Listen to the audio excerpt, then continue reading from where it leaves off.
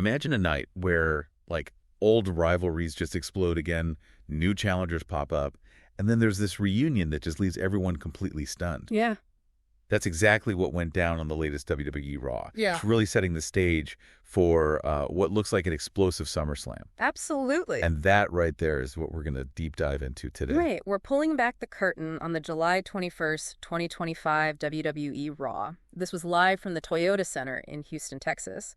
And our mission, really, for you listening, is to kind of unpack the most important bits, the key takeaways, from this really action-packed show. Think of it as your shortcut, sort of, to understanding these dramatic shifts and the big escalations and some really major storylines. Yeah, and we've got some good sources here. We're looking at detailed accounts like the WWE RAW results from WrestleView.com for that date, and also a really comprehensive review titled WWE RAW SummerSlam Ascent and Reigns Uso Reunion. Good stuff. So what can you expect? We'll guide you through these like high-stakes confrontations, some pretty surprising alliances, and those individual moments, those triumphs that have just left the whole WWE landscape feeling chaotic. Utterly unpredictable. That unpredictability, that really hit its peak right at the end of the show, didn't it? Oh, absolutely. So let's start right there with the main event, a segment that, it sent shockwaves, right? Absolutely. You had Paul Heyman, Bron Breakker, Bronson Reed, and then the big surprise, the return of Roman Reigns. So Paul Heyman, what do you think he was really trying to achieve with that proposal? Yeah. Especially with the crowd just chanting, "You sold out" at him the whole time. Well, it's fascinating how he positioned himself, right? He introduces himself to Roman, which is kind of weird in itself. Yeah. And then he lays out this very specific proposal. He's leaning hard into this idea that, okay, Seth Rollins is out of action for a long, long time, so there's this leadership void. A void that they, Heyman and Roman, could fix. He's appealing straight to Roman, saying they were far better together, reaffirming his love, calling him my tribal chief. Even with the chants. Exactly. Despite the crowd totally rejecting him, he's trying to rebuild that power structure, with himself right at the center, playing on Roman's ego and their past success together. But Roman Reigns, man, he's always the showman. He seemed completely, uninterested in what Heyman was selling. Not buying him. Nope. Takes the mic, does his thing, H-Town, acknowledge me. The signature command. Gotta get that acknowledgement. And then just, boom, dismisses Heyman. Calls him not a wise man anymore, he's just a dumbass. Ouch. Yeah, pretty blunt. So what was the significance of Roman spinning his own story there? Especially saying Heyman didn't create the tribal chief and that he went home to raise the future bloodline. Well, if you look at the bigger picture, Roman's kind of rewriting history there, right? And asserting this new form of leadership. He explicitly says, yeah, Heyman had a part in the record-breaking run, sure, but Heyman wasn't solely responsible for creating the tribal chief. He gives credit to the fans. Their acknowledgement was key. Interesting shift. Totally shifts the power dynamic. Yeah. It's not Heyman the strategist anymore. It's Roman's direct connection with the crowd and saying he went home to raise the future bloodline after losing the title instead of just disappearing. Right. He frames his absence as deliberate, proactive, not a retreat. And then he just blasts Heyman, accuses him of throwing away their chosen family relationship for a best friend he hadn't talked to in over a decade. Yeah. Really hammered that perceived disloyalty. Wow. And just when you think that's intense, things take another turn. Bron Breakker storms in, furious, demands a mic. Oh, yeah. Tells Roman he's yesterday's news, an old dog, not relevant anymore. Claims he's the big dog now, the future of WWE. Tells Roman to just turn around and leave. Bold. Very bold. What kind of statement was Breakker trying to make there, and how did Roman's reaction, kind of playing it cool at first, set up the chaos? Breakker was going for shock and awe, right? Trying to assert dominance immediately, challenging Roman's whole top dog status right to his face. It was designed to get a reaction. And Roman's response. Brilliant, wasn't it? Pretends he can't hear him, offers him the mic, dismissing him, almost mocking him. Yeah. And that leads right into the Superman punch on Braun. Then he starts throwing hands at Bronson Reed, too. It's exploded. Exactly. Braun hits back fast with a spear on Roman. Bronson Reed sets up for the tsunami, his big top rope splash. And then the music hits. Jey Uso. The place must have erupted. Jey runs down, super kick for Braun, super kick for Bronson, then a spear for Braun. Just clean my house. Totally. And the whole thing ends with Roman hitting a spear on Bronson Reed. And then Roman and Jey Uso standing tall together as Raw goes off the air. That ending, man. Just chaotic, brilliant. These just was so much to think about regarding, like, alliances and family. Definitely. How significant do you think this Roman J reunion actually is? Especially after Heyman tried to pitch fixing that leadership void. Oh, it's huge. This Roman J thing isn't just a feel-good moment for the crowd. It fundamentally reshapes the core of the bloodline, or what's left of it. Right. With Heyman basically told to get lost, Roman's clearly taking the reins himself and bringing Jey back. That's a direct answer to any leadership void Heyman was talking about. So Roman's building his own thing now. Exactly. It sets up this fresh dynamic where Roman's rebuilding his empire, but on his terms.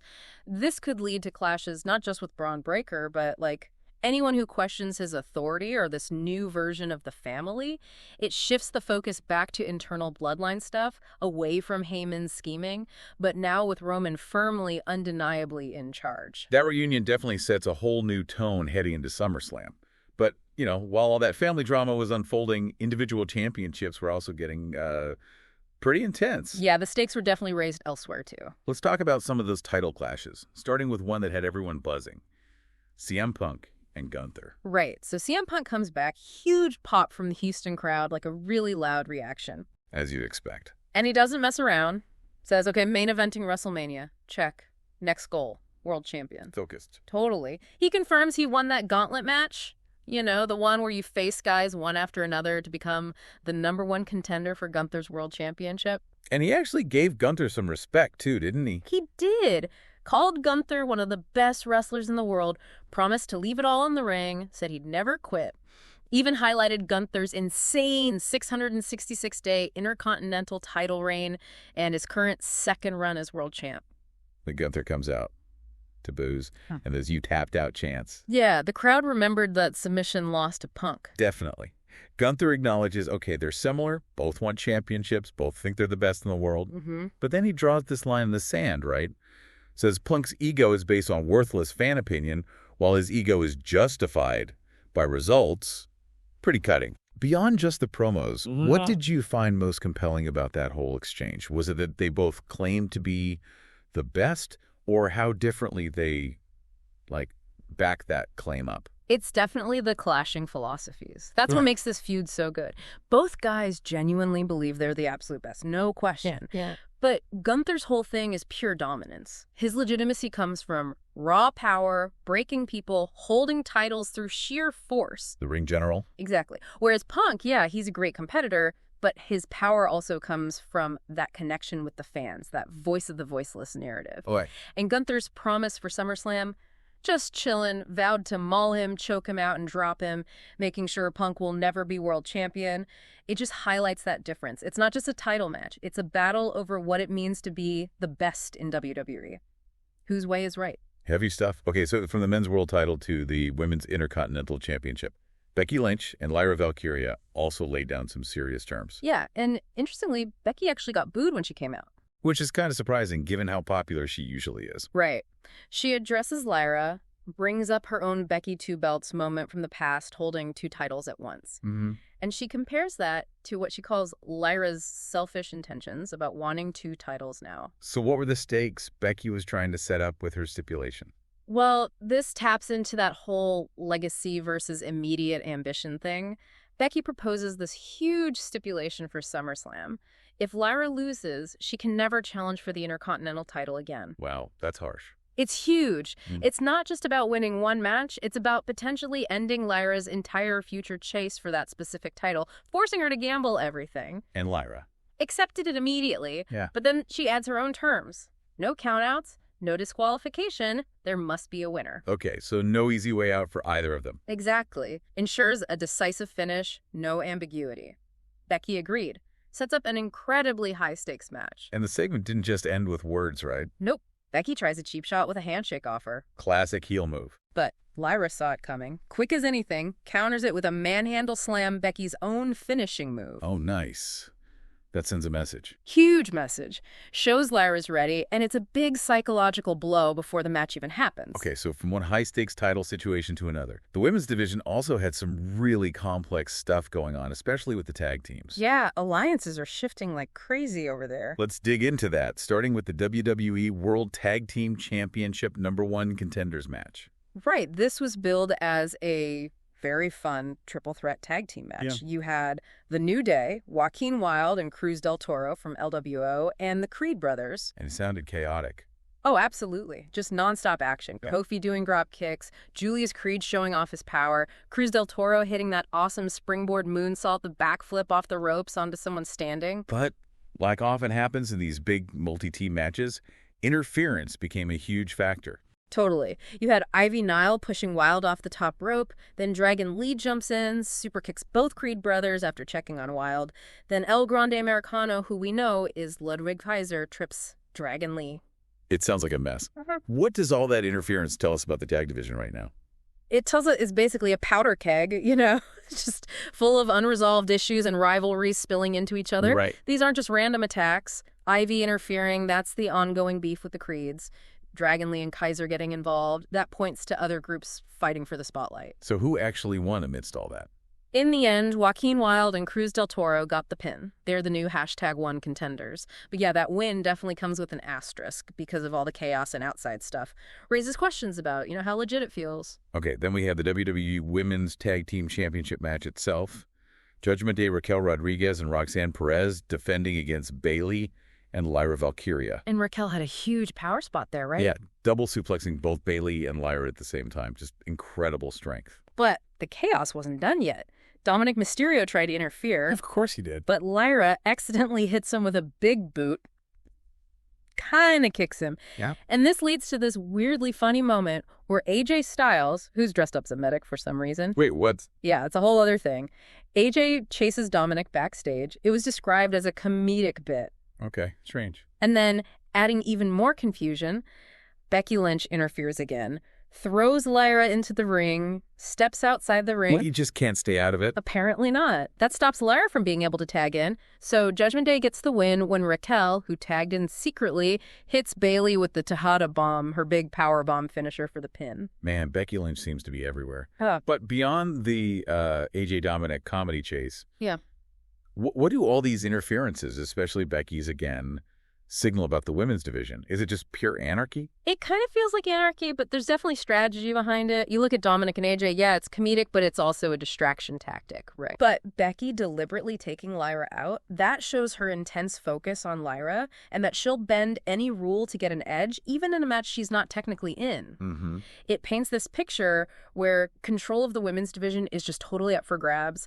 Established stars are willing to do basically anything to gain or keep power. It's creating this really complex web of personal feuds and constantly shifting loyalties. And the complexity didn't stop there. Yeah. We had IYO SKY versus Stephanie Fokker, described as a very good match, but it ended in DQ because of, guess what? More interference. More interference. Both women were having a great back and forth reversals, big moves like IY's suicide dive through the ropes, Stephanie's devil's kiss pile driver. And then Chaos, Piper Niven and Elbow Fire interfered. Then Chelsea Green attacks Stephanie. Okay, this is getting nuts. Right. It turns into this big post-match brawl. And at first, IYO and Stephanie actually team up against Niven and Fire. Oh, interesting twist. But then Naomi comes out, pushes IYO onto Stephanie, and just starts beating up IYO in the ring. What is going on? And just when you think it can't get crazier, Rhea Ripley's music hits. Huge pop from the crowd. Nami's here. She comes down, single-handedly takes out Niven, Fire, and Naomi, just lays them all out. Okay, asserting dominance. But then, in another twist, she teams up with Stephanie and IYO to hit Chelsea Green with the Riptide, her finisher. The three of them stand tall together. Okay, wait. Rhea teams up with Stephanie and IYO after just brawling with everyone else. What does that tell us about alliances right now? It seems totally random. It feels random, but it's probably more like strategic chaos from Rhea, right? Yeah. She's not just interfering, she's imposing her will, manipulating the whole scene. Okay, I see. Or teaming up with former rivals like Stephanie and IYO against someone like Chelsea Green, or taking out other threats like Niven, Fire, Naomi. It just shows that alliances in the women's division right now are completely temporary. Yeah. Purely opportunistic. Mm-hmm. There's no solid structure. It's all about who's the immediate threat, who shares a goal right now, makes everything unpredictable, and means you can't really trust anyone. It just highlights this massive power struggle where loyalties mean nothing long-term. Okay, wow. So beyond all that championship chaos and women's division madness, there were also some key individual matches and Some interesting backstage stuff, setting up future conflicts. Yeah, definitely worth touching on those too. We had the opening match, actually. Sheamus versus Rusev. Described as physical. As you'd expect from those two. Right. Sheamus got a clean win with the brogue kick, his big running kick. It was a hard-hitting match. Apparently included the 10 beats of the Baudrin from Sheamus, those forearms to the chest. Ow. And Rusev even locked in the accolade submission. But yeah, Sheamus won clean. A solid victory for him. Then we had Karrion Kross with Scarlett taking on Sami Zayn. And Sami was already hurt going into this one, right? Taped ribs, missed the week before because of Kross. Exactly. And Kross, being Kross, just targeted those ribs the whole match. Very strategic, very villainous. Makes sense for his character. The finish came when Scarlett distracted the ref, allowing Kross to grab a steel pipe and just nail Sami in the injured ribs for the win. What does that kind of win do for Kross's character? I mean, it's a classic heel move, right? Designed to get heat, make people hate him, and it works perfectly for Kross. Yeah. It just reinforces that malicious, opportunistic side of him. He doesn't care about fair fights. He wants to dismantle people mentally and physically. That sneaky win, hitting an existing injury, it cements Kross as this really dangerous, calculating threat who loves bending the rules. We also had that running gag sort of backstage with Dominic Mysterio's health. Adam Pearce, the WWE official, kept pushing him to get medically cleared after his injury. And Dominic kept stalling. Trying to stall, yeah. Which led to those kind of funny bits with AJ Styles still chasing him, dressed as a medic. Right, the medic disguise again. Eventually, Dominic just attacks AJ from behind, grabs the medical papers, and declares himself cleared. So, beyond the comedy, what's the point of this storyline? Well, the whole Dominic AJ thing, it really highlights Dom's character, doesn't it? Cunning, cowardly, but also kind of resourceful in avoiding actually getting checked out. True. It's a classic heel tactic. Do whatever it takes to avoid a real confrontation while still getting what you want. And it perfectly sets up a potential SummerSlam match with AJ. Right. Where Dominic's tactics, his questionable health, that's all going to be part of the story. You got to wonder, is he really ready or is he just going to cheat his way through it again? Speaking of people going their own way, Grayson Waller made an announcement backstage. Austin Theory's injured, and their tag team, A-Town Down Under, is officially over. Ah, okay. Waller declared himself a free agent. What does him going solo mean for his future? Does this open up big opportunities? Oh, definitely. Waller going solo is a big shift. Being a free agent means he's not tied to a brand or a partner. He can show up anywhere, chase singles gold. It positions him as ambitious, strong-willed, ready to prove himself on his own. Opens the door for new rivalries, maybe a run at the U.S. or IC title. Lets him carve out his own identity without being linked to Theory's injury or their tag team past. It's basically a reinvention moment for him. And one last bit from backstage. A tense little exchange between Naomi and Stephanie Vacher. They were teasing a future match, specifically at Clash in Paris, but if Naomi survives SummerSlam. Ooh, planting seeds for the future. Exactly. What does that brief interaction add to the already complicated women's picture? It just adds another layer, right? Shows some long-term planning, maybe even cross-brand rivalry down the line. Go. Teasing a match after SummerSlam tells you these interactions aren't just one-offs. They're building towards bigger things later. It keeps you invested in Naomi's SummerSlam match, knowing there's something potentially next, and just reinforces how dynamic and interconnected that whole women's division is right now. So let's try and wrap this up. This deep dive into Raw on July 21st, 2025. Man, it revealed an episode just packed with huge developments. For sure. You had the massive, shocking reunion of Roman Reigns and Jey Uso, totally redefining the Bloodline. You had the escalating title feuds like Punk versus Gunther with their clashing philosophies, and Becky versus Lyra putting careers on the line. Right. And then just the absolute chaos and constantly shifting alliances in the women's division. Yeah, the sheer number of storylines pushed forward, new contenders popping up. It's created this incredibly dynamic, unpredictable landscape heading straight into SummerSlam. It's really clear that the lines between friends and enemies are just constantly blurring. Motivations are super complex. Absolutely. So with all these personal vendettas flying around, these unexpected team-ups, and the whole idea of loyalty being tested everywhere, you know, from Roman ditching Heyman to Rhea's weirdly strategic alliances, what does this episode really tell us about family and friendship in the crazy high-stakes world of pro wrestling? That's a great question. And maybe more importantly, how are these redefined relationships, the shifting trust and betrayal, going to impact things when the titles are actually on the line at SummerSlam? Because that's where it could all blow up. Yeah. How much does trust, or the lack of it, really matter when the belt's up for grabs? Definitely something to think about until the next big show.